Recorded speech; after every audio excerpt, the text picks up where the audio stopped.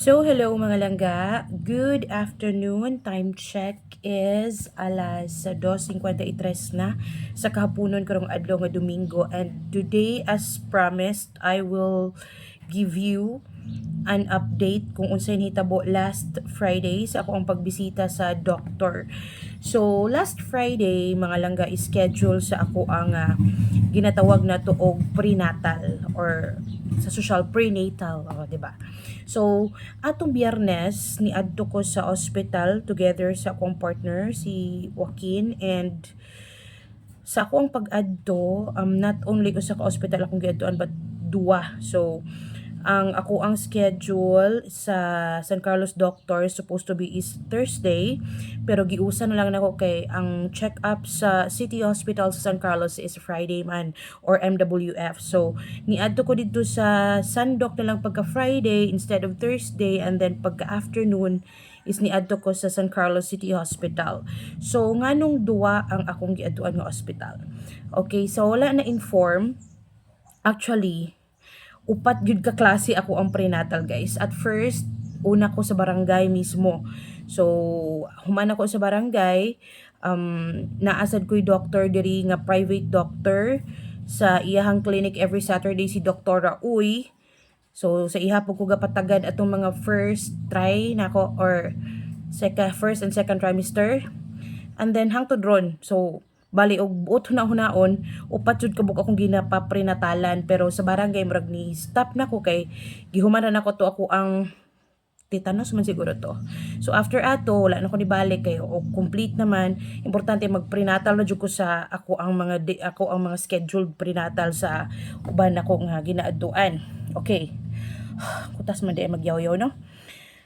So mao na siya, tulo akong OB si Doktora Uy, dito sa Sandok is si Doktora Grace, and then sa City Hospital okay si assign nga doctor that day. So di nila ko mention og name kay dili man magyud magpareha. So basta tulo ka hospital akong ginaadtuan, guys, or tulo ka doctors. So mao to atong Friday is niuna ko sa Sandok. So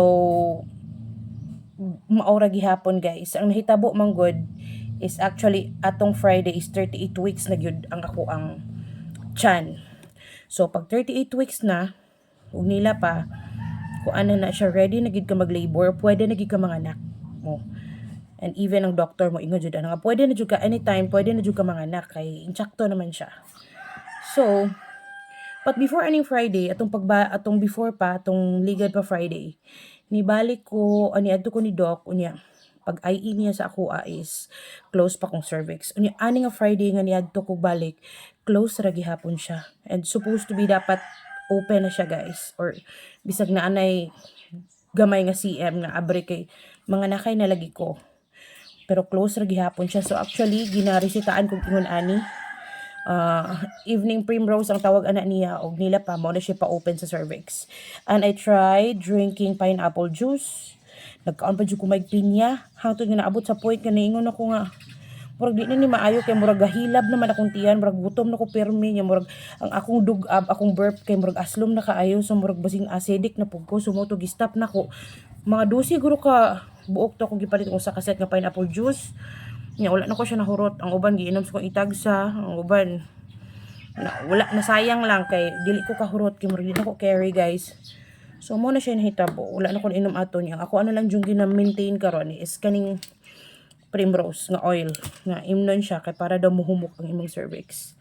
So mo na siya ang update, close pa ang ako ang cervix hangtod karon. Unya pagkahapon dito ko sa sa City Hospital sa San Carlos. Unya, maoro to ni-inform ra po ko ni Doc nga na IE na ko sa Sandok. Unya, maulagi na close pa akong cervix. So as advice po nila is mo inom ra jud gihapon ko og kining primrose nga kaning pampa-open sa cervix hangtod ron. So baling akong gina-maintain, duwa ni siya katambal na lang nahabilin ang kaning siya para sa high blood kay taas pud ang kong dugo, guys. Karon pa ni siya ni taas nga kanang duol na ko mga anak. So high blood ko, nag-maintain ko ani niya, and then primrose og katong vitamins nako which is ang calcium og ang iron. So mao na siya upatanan. Kay ang atong sa Almoranas nako is gipastop naman ni Doc. Kay okay naman na ayon naman ko. Thank you so much Doc Grace. Kay wala na jud ko gaantos ato guys. Grabe ako ang pag-antos ato. So karon na ay niingon sa ako kagahapon nga ngano ko nung gadali jud ko nga ma-open akong cervix nga ma-open na gid na in time. The answer is gadali na ko kay hapit na ko unsa gani na kanang ma-overdue. So og dili siya ano guys, og dili siya ma-open daw gihapon akong cervix. Matud pa, may possibility nga i-induce ko kay tungod kay overdue na ko, and then ug di gihapon siya inog-induce og close gihapon akong cervix is masisaryan ko niya. Experience sa pud siya sa usa sa akong mga kaila po diri sa kanlaon. So mo na nga syempre ako nangandoy ko, and I hope you pray, help me pray nga ma-open na siya kay kuan bulos jud siya og dili siya ma-open butang na to ron nga need na jud ko nga mga anak kay overdue na niya dili gyapon siya ma-open niya. Masiyas ko, di ba? So muna nga niingon ko ato sa kong post nga kinahanglan or kinsay na idea nga orasyon or orimos para ma-open ang cervix. Kay nabalaka ko og hangtod sa akong pagbalik og di gihapon siya open unsaon na lang or any idea kung unsaon siya. Actually, I've tried naman sa katong pineapple. Unya ni stop na ko kay murag ulceron ko. And then, ang actually, ang i-advise sa hospital is mag-exercise, mag-squat, walking, then hagdan.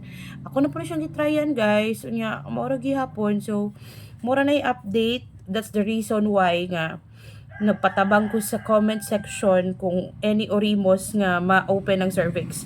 Kaya dili na pwede, og unya-unyaon siya kay ma-overdue na ko, guys.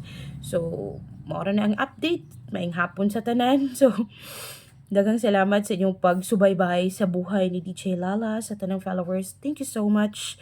And I hope you're doing well, rada mga palangga.